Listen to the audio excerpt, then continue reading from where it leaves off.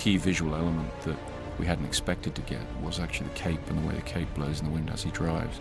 We had devised, with Lindy Hemming, a backpack shape that the cape could fold up into using the memory fabric idea from the first film. Originally, every time he rode the bike, we were going to use that backpack shape because we felt that the cape would immediately get caught in the rear tire and pull the rider off. But as Chris and his guys started to test the running of the bike with the costume on, they found that, in fact, it picks up the wind right away and it never actually got caught in the wheel. I was delighted about this because I think there's something about the image of the cape flapping riding the bike that really makes it Batman, makes it what it needs to be.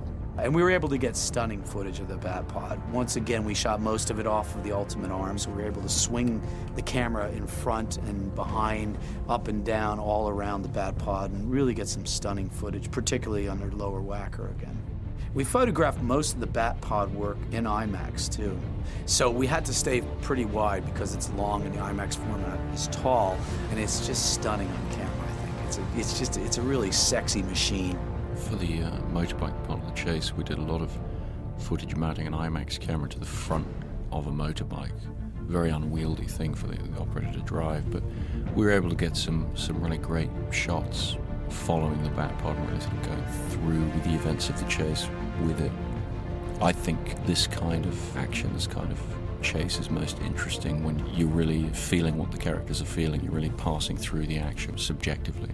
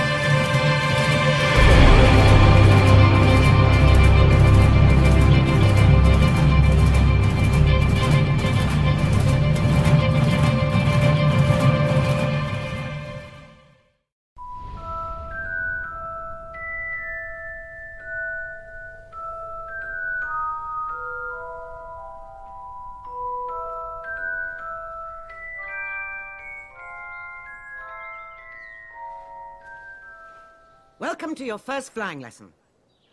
Well, what are you waiting for? Once you've got hold of your broom, I want you to mount it. And grip it tight. On my whistle. 3, 2...